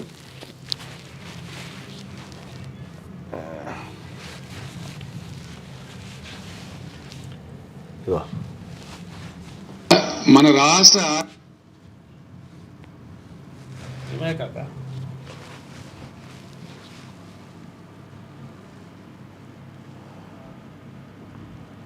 నెట్టు మన రాష్ట్ర ఆర్థిక పరిస్థితి కూడా ఇలా ఇండియాలో మనం నంబర్ 1 అయినాం తలసరి ఆదాయంలో. ఊరికే ఓలే ఈ వ్యవసాయంలో పెట్టిన పెట్టుబడి కూడా మనకు రిటర్న్ వచ్చింది. మళ్ళీ రిటర్న్ వస్తూనే ఉన్నది. 80,000 కోట్లు పెట్టి కాళేశ్వరం ప్రాజెక్ట్ కడితే ఎప్పుడో తీరిపోయింది దాని బాకీ. చాలా ఇంజనీర్లది. నమస్తే తెలంగాణ ఏమో. ఇక దాని మీద ఈమె కాళేశ్వరం అద్భుతం అని చెప్పి సుప్రీం అట. సుప్రీంకోర్టు జడ్జీలు చెప్పారట. ఆ ప్రాజెక్టుతో తెలంగాణ సాగు ముఖ చిత్రం మారింది. పాలమూరులో అవినీతి లేదు, సిబిఐ దర్యాప్తు అక్కర్లేదు, justice Satish Chandravarma, G Nagarathna bench స్పష్టీకరణ. కాళేశ్వరంతో వేలాది ఎకరాల్లో పంటలు పండుతున్నాయట. కాంగ్రెస్ కమిషన్ల నుంచి దృష్టి మళ్ళించేందుకే కమిషన్ అట. ధర్మమే గెలుస్తుందని వాళ్ళు. తెలంగాణ కన్నీటి పాట ఏపీ కేంద్ర జలకాలట. ఆడికి పోయి చేపల కూర తిని రాయలసీమ రత్నాల సీమ చేస్తా అన్న సార్దే. రోజు దగ్గరికి పోయి తినొచ్చు కదా కూర. కేసీఆర్ పాలనలో తెలంగాణకు వాల్యూ బాగుండేనట్టు. ఇప్పుడు 9 ఏళ్ళలో రెట్టింపు కంటే ఎక్కువ వృద్ధి అట. పచారా ఏం పత్యారా అది. నంబాల కాల్చివేత 27 నంబాల కాల్చివేత 27 మంది నక్సల్స్ ఎన్కౌంటర్, ఎదురుకాల్పుల్లో డిఆర్జీ జవాన్ కూడా మృతి. ఈ నంబాల బీసీ కాబట్టి కాల్చివేత. ఓకే. ఇక ఆయన ఇంకెవరైనా జర పెదకుల పైన ఉంటేనేమో హత్య, లేకపోతే మారణకాండ ఇటువంటివి రాస్తున్నాయి. పలు చోట్ల చోరుగా వానలు, తడిసిన ధాన్యం, అన్నదాత ఆగమాగం. రైతు బీమాకు సర్కారు దోకానట. 27 ఆటో వాళ్ళ ఆకలి కేకనట. గురుకుల బాలికలపై లైంగిక దాడి. పాపం ఈ పేపరే చాలా ప్రాబ్లంలో ఉన్నట్టు కనిపిస్తూ ఉంది. కన్నీటి వలపోతలు కనిపిస్తూ ఉన్నాయి. ఏదేమైనప్పుడు కూడా కేసీఆర్ పరిపాలనలో జరిగిన విధ్వంసం ఇంకా ఎన్ని సంవత్సరాలు ఈ రాష్ట్రాన్ని వెంటాడుతుందో తెలియదు. కానీ ఉండాలి అని అనుకుంటున్నారా అని మనం ఒక పోల్ను పెట్టినప్పుడు ఉండాలి అని 76% మంది అభిప్రాయపడతా ఉంటే అవసరం లేదు అని చెప్పి 24% మంది అభిప్రాయపడతా ఉన్నారు. ఒక్కసారి మేము కూడా చేసేటువంటి రిక్వెస్ట్ ఏంటంటే మావోయిస్టు పార్టీలో ఉన్నటువంటి మావోయిస్టులారా లొంగి